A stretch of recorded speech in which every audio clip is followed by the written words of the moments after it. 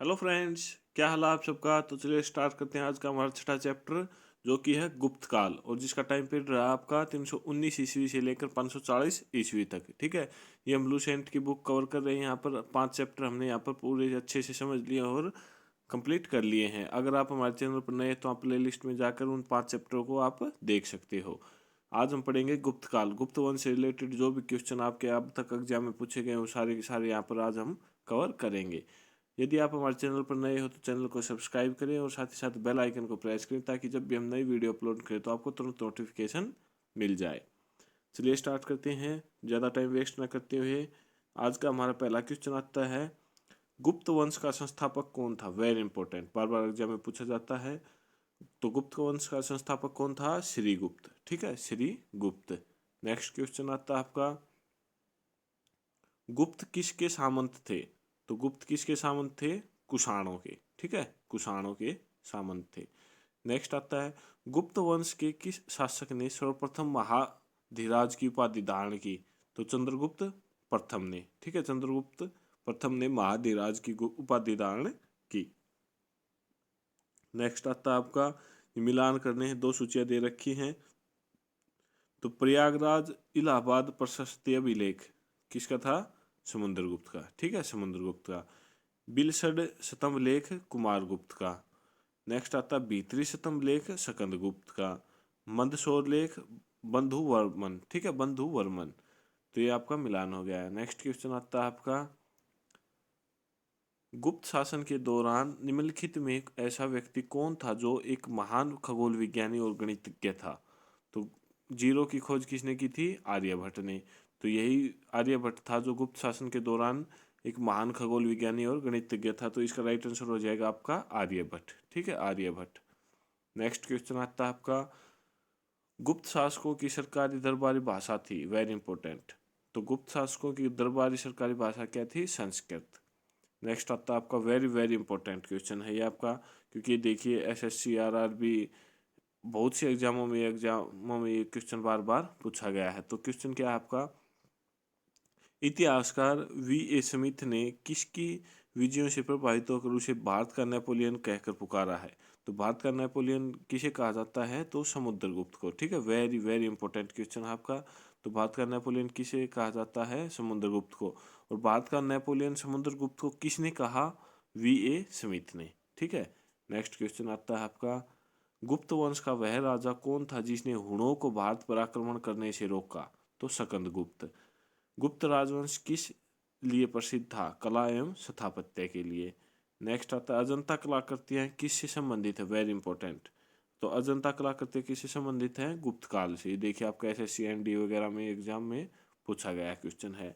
तो अजंता कलाकृतियां किससे संबंधित है। गुप्त काल से। कुछ विद्वानों के अनुसार कवि कालिदास किसके राजकवि थे। तो चंद्रगुप्त द्वितीय विक्रमादित्य के। अजंता चित्रकारी विषय वस्तु निम्नलिखित में किससे संबंधित है। तो बौद्ध धर्म से संबंधित है। उत्तर गुप्त युग में जो विश्वविद्यालय प्रसिद्ध हुआ वह था नालंदा विश्वविद्यालय। एरण अभिलेख का संबंध किस शासक से है। तो भानुगुप्त से। वेरी इंपॉर्टेंट, बार बार एग्जाम में पूछा जाता है कि एरण अभिलेख का संबंध किस शासक से है। भानुगुप्त से। नेक्स्ट आता है आपका, फाइयान किसके शासनकाल में भारत आया। तो चंद्रगुप्त द्वितीय के शासनकाल में। भारतीय संस्कृति का स्वर्ण युग गोल्डन एज कहा था। गोल्डन एज था गुप्त काल। ठीक है, स्वर्ण युग कौन सा था। गुप्त काल भारतीय संस्कृति का। फाइयान कहाँ का निवासी था। चीन का। सेतुबंध का रचनाकार पर्वसेन द्वितीय किस वंश का शासक था। तो वाकाटक। ठीक है, वाकाटक। नेक्स्ट आता है, किस गुप्तकालीन शासक को कविराज कहा गया। तो समुद्रगुप्त को कविराज कहा गया। सकंदगुप्त को किस शतम लेख में सक्रोपम कहा गया। तो कहाउम स्तंभ लेख में। ठीक है, कहाउम स्तंभ लेख में। श्रीलंका के राजा मेघवर्मन ने किस स्थान पर भगवान बुद्ध का मंदिर बनवाने के लिए समुद्रगुप्त से अनुमति मांगी थी। तो बोध गया। ठीक है, बोध गया। मंदिर निर्माण कला का जन्म सर्वप्रथम कब हुआ। गुप्त काल में। चंद्रगुप्त द्वितीय ने विक्रमादित्य की उपाधि कब धारण की। शकों का उन्मूलन करने के बाद। गुप्त काल के सर्वाधिक लोकप्रिय देवता कौन थे। विष्णु। चंद्रगुप्त द्वितीय ने अपनी किस विजय की खुशी में चांदी के विशेष सिक्के जारी किए। शकों को पराजित करने के बाद। ठीक है। मेहरौली दिल्ली स्थित लौह स्तंभ का निर्माण किस सदी में हुआ? तो चतुर्थ सदी में। नेक्स्ट आता है आपका, फाहियान और ह्वेनसांग ने खालिस्तान के राज्यों को देखा। तो चंद्रगुप्त, विक्रमादित्य एवं हर्षवर्धन। ह्वेनसांग किसके टाइम पीरियड में? ह्वेनसांग हर्षवर्धन के और फाहियान चंद्रगुप्त द्वितीय के शासनकाल में था। ठीक है। धन्वंतरी थे, तो धन्वंतरी कौन थे? चंद्रगुप्त विक्रमादित्य के राज दरबार के नवरत्न में से एक, जो कि प्रसिद्ध चिकित्सक थे। तो यूं पूछ सकता है, तो चिकित्सक से संबंध किसका है? तो धन्वंतरी का। ठीक है। गुप्तकालीन शासन प्रणाली किस प्रकार की थी? तो राजतंत्रात्मक। ठीक है, राजतंत्रात्मक गुप्तकालीन शासन प्रणाली थी। फाहियान द्वारा रचित ग्रंथ फोक वो की में निम्न में से किसका विवरण नहीं मिलता? तो नहीं मिलता बताना है आपको। तो बौद्ध धर्म के सिद्धांतों का वर्णन नहीं मिलता, बौद्ध राज्यों का वर्णन भी मिलता है, गौतम बुद्ध के उपदेशों का भी, बौद्ध मंदिरों, स्तूपों का एवं विहारों का भी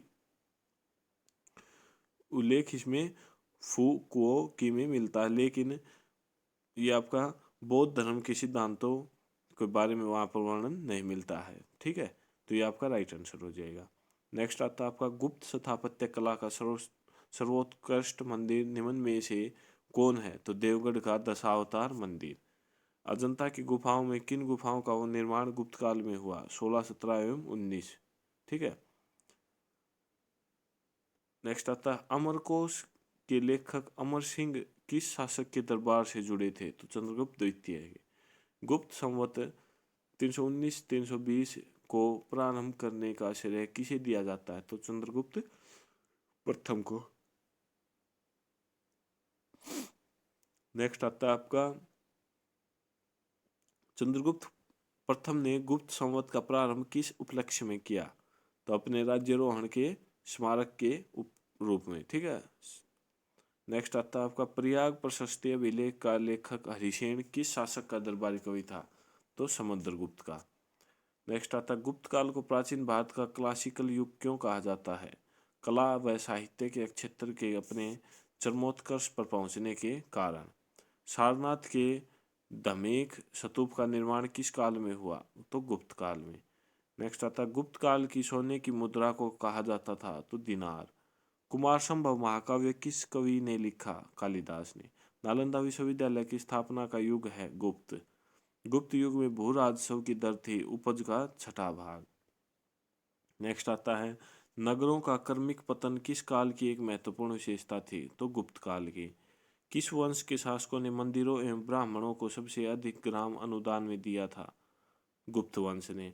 दिल्ली के मेहरौली के कुवत उल इस्लाम मस्जिद के प्रांगण में स्थित प्रसिद्ध लौह स्तंभ किसकी स्मृति में है?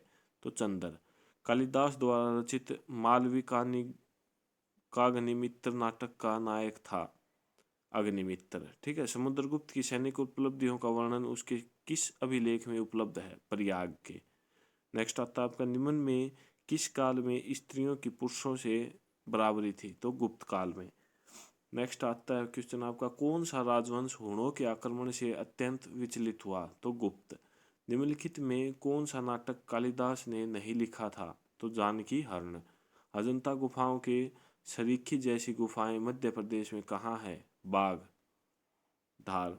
नेक्स्ट आता है, गुप्त वंश ने खालिस्तान अवधि में शासन किया? तो 319 से 500 ईस्वी।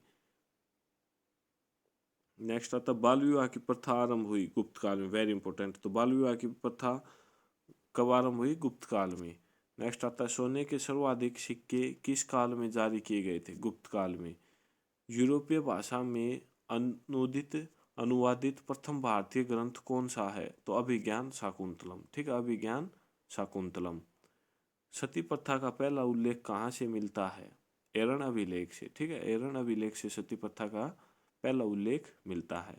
गुप्त वंश के निम्नलिखित शासकों को क्रम से लगाइए। तो चंद्रगुप्त प्रथम, समुद्रगुप्त, चंद्रगुप्त द्वितीय, कुमारगुप्त, स्कंदगुप्त। तो इनको क्रम में लगाना है। तो ये आपके पहले से ही क्रम में दे रखे हैं। सबसे पहले चंद्रगुप्त प्रथम है, उसके बाद समुद्रगुप्त, उसके बाद चंद्रगुप्त द्वितीय, उसके बाद कुमारगुप्त और उसके बाद स्कंदगुप्त। ठीक है। नेक्स्ट आता है आपका, गुप्तकालीन सिक्कों का सबसे बड़ा ढेर कहाँ से प्राप्त हुआ है? तो कहाँ से प्राप्त हुआ है? बयाना, भरतपुर से। ठीक है। नेक्स्ट क्वेश्चन आता है, नेक्स्ट क्वेश्चन करते हैं।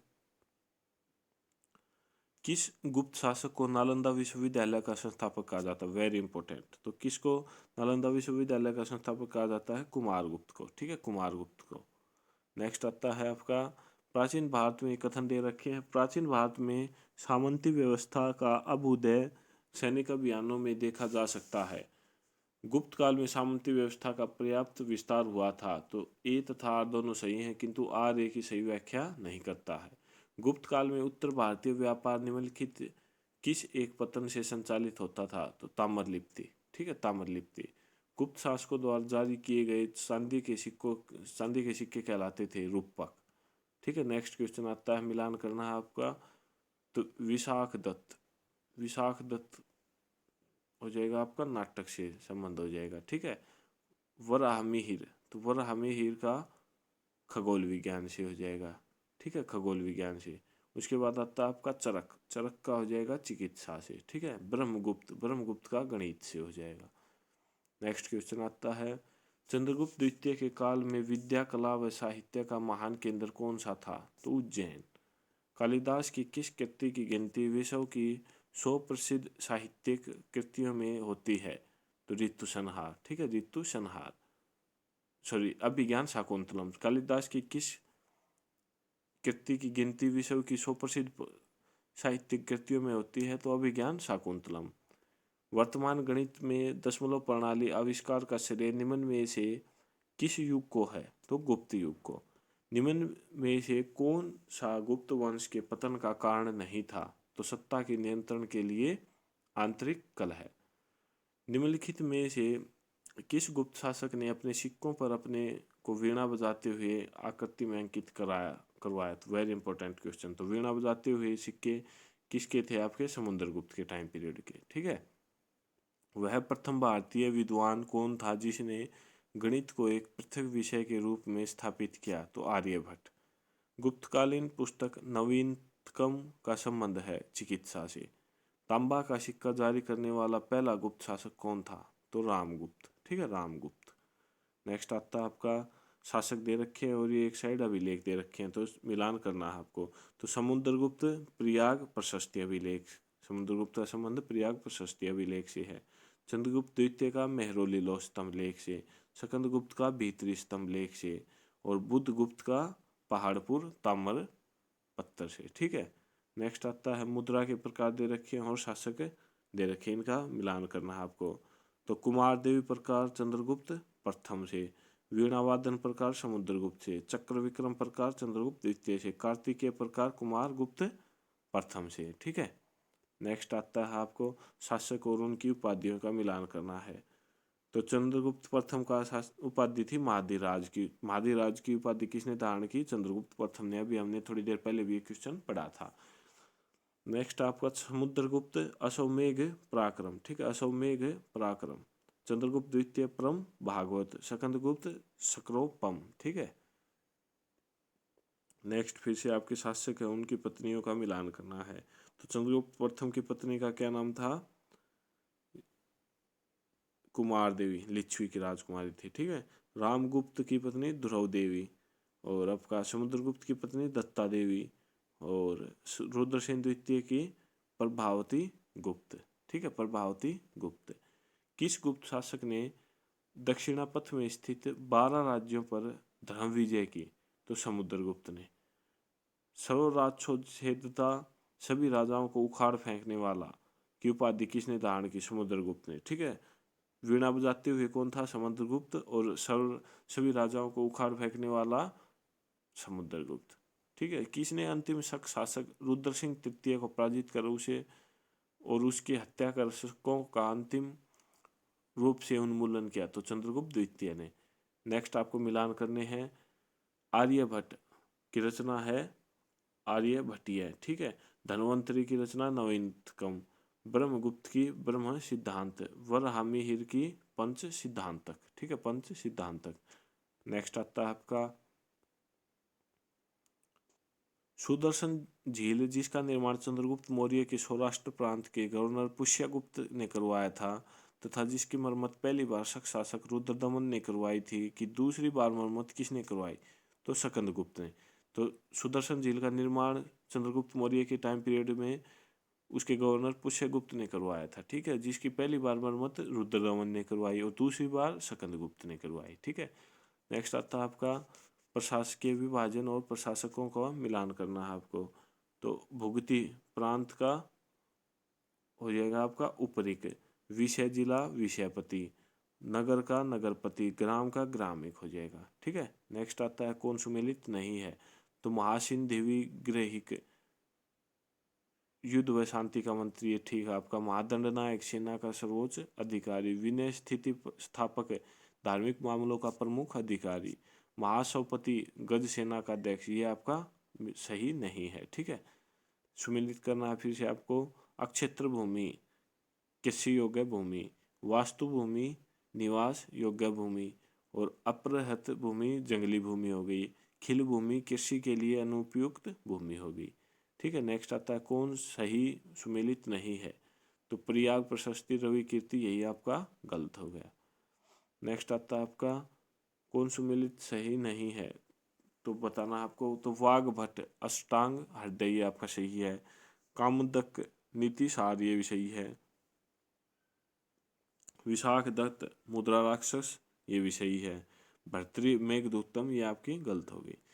फिर से आपका सूचियों का मिलान करना है, श्रेष्ठी साहूकार, छात्रवाह व्यापारी होता था, कुलिक शिल्पी या कारीगर होता था, और कायस्थ लेखक होता था, ठीक है।